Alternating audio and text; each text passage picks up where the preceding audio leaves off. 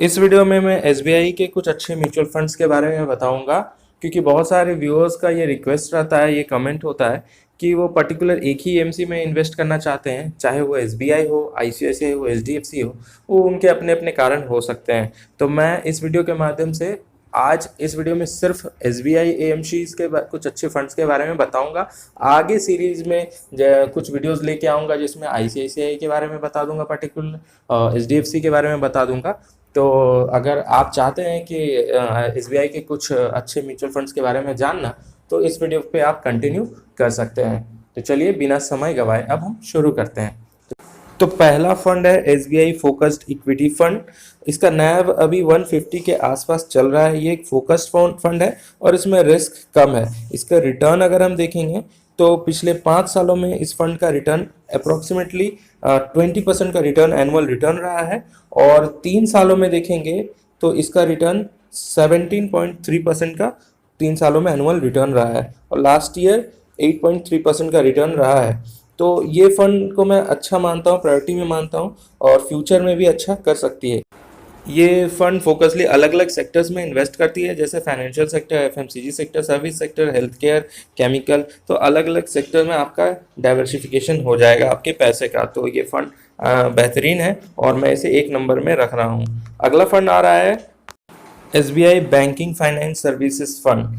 ये fund approximately पिछले 1 साल में 22.4% का, मैंने 22.4% का एनुअल रिटर्न दिया है और पिछले 3 सालों में 27% का रिटर्न दिया है। तो फंड का रिटर्न तो काफ़ी अट्रैक्टिव है। और सबसे बड़ी बात की है, बैंकिंग एंड फाइनेंस में इन्वेस्ट कर रही है। तो ये फंड्स को मैं बढ़िया मानता हूँ। जैसे टॉप होल्डिंग्स के साथ एचडीएफसी बैंक है और कोटक महिंद्रा बैंक है, आईसीआईसीआई बैंक है, स्टेट बैंक है। तो ये इन सभी फाइनेंशियल सेक्टर्स को फोकस करके इन सभी में ये इन्वेस्ट करती है। तीसरा फंड जो है वो ऑब्वियसली मैं एसबीआई स्मॉल कैप के बारे में बात करूंगा। देखिए, अगर आप स्मॉल कैप में इन्वेस्ट करना चाहते हैं तो ज़रूर आप रिस्क लेना चाहते हैं, क्योंकि हाई रिटर्न के लिए हाई रिस्क आप जानते ही हैं। क्योंकि मैं लास्ट अपने टॉप फंड्स के बारे में भी बात किया था, तो उसमें भी मैं ये बताया था कि एसबीआई स्मॉल कैप में आप इन्वेस्ट कर सकते हैं, लेकिन आपको पहला कि लंबे समय के लिए इन्वेस्टेड रहना पड़ेगा, दूसरा आपको रिस्क लेकर के चलना होगा। हाई रिटर्न है तो आप, ये आपके ऊपर है। मैं एसबीआई के कुछ अच्छे फंड्स बता रहा था, तो ओवरऑल मिला करके एक स्मॉल कैप भी बता रहा हूँ, एसबीआई स्मॉल कैप फंड्स। देखिए, इस फंड का लास्ट 5 ईयर्स में अगर मैं रिटर्न देखूंगा तो ये अप्रोक्सीमेटली 30% का रिटर्न रहा है इस फंड का, और लास्ट 3 ईयर्स में 20% का रिटर्न रहा है। तो लास्ट ईयर आप जानते हैं कि स्मॉल कैप्स परफॉर्म नहीं कर पाए हैं, लेकिन फ्यूचर में ऐसा नहीं है।